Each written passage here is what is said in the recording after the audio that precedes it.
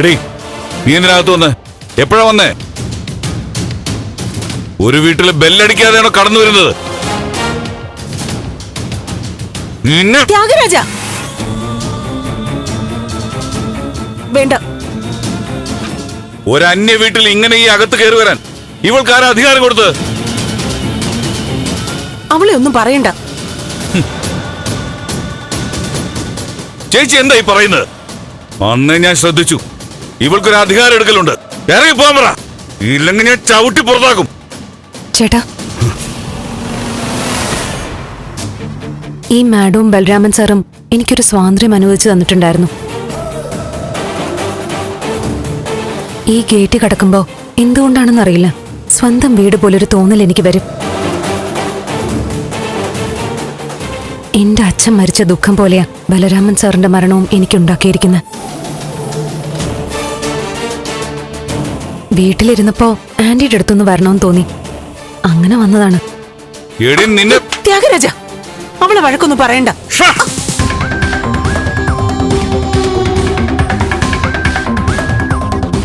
ഒരു വീട്ടില് വീട്ടുകാർ പലതും സംസാരിക്കും, രഹസ്യമായിട്ടുള്ള കാര്യങ്ങൾ ഉണ്ടാവും.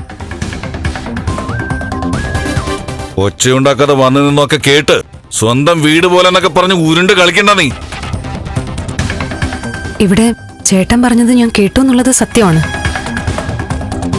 പക്ഷെ എനിക്കും സന്തോഷം ഉണ്ടാക്കുന്ന കാര്യങ്ങളത്. ഇവിടെ ഇപ്പൊ ആ ദേവികയെ കൊല്ലാൻ പ്ലാൻ ചെയ്തതല്ലേ ഉള്ളൂ. ഞാൻ പക്ഷെ അവളെ നേരത്തെ തീർക്കാൻ ഒരുങ്ങിയതാ.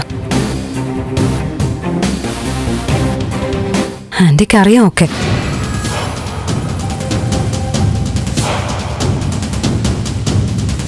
ഒന്ന് മാറിപ്പോയി, സിദ്ധാർത്ഥന്റെ മൂത്ത മോൾ ഇടയിൽപ്പെട്ടു. അല്ലായിരുന്നെങ്കിൽ ദേവികയെക്കുറിച്ച് ചേട്ടന് തലപോയിക്കേണ്ടി വരില്ലായിരുന്നു. അവരോട് പകരം ചോദിക്കാനും കണക്ക് തീർക്കാനും ഒക്കെ ചേട്ടന്റെ അതേ മനസ്സാ എനിക്കും. നിന്റെ കണക്ക് ചോദിക്കലൊക്കെ നിന്റെ വഴിക്കൊക്കെ നടത്തിയാ മതി.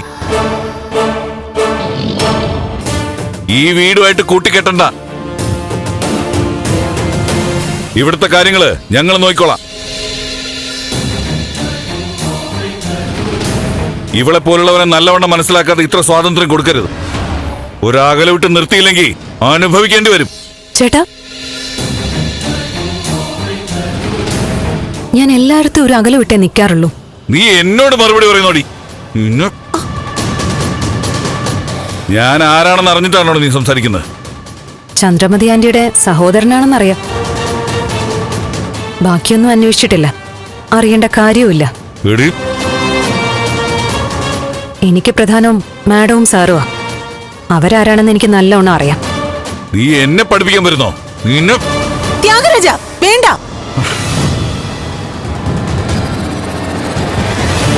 തനുജ പറഞ്ഞതുപോലെ ഞങ്ങൾ ഈ കുട്ടിക്ക് ഒരു സ്വാതന്ത്ര്യം കൊടുത്തിരുന്നു.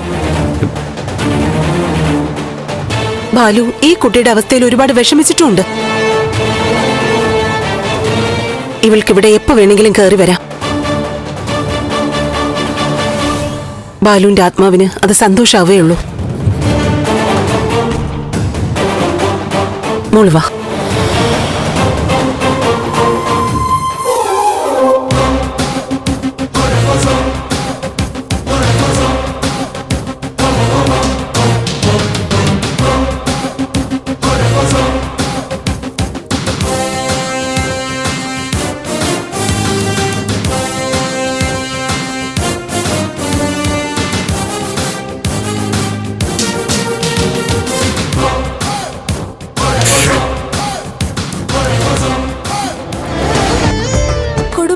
കൂട്ടുകൂടിയ 10 വർഷങ്ങൾ.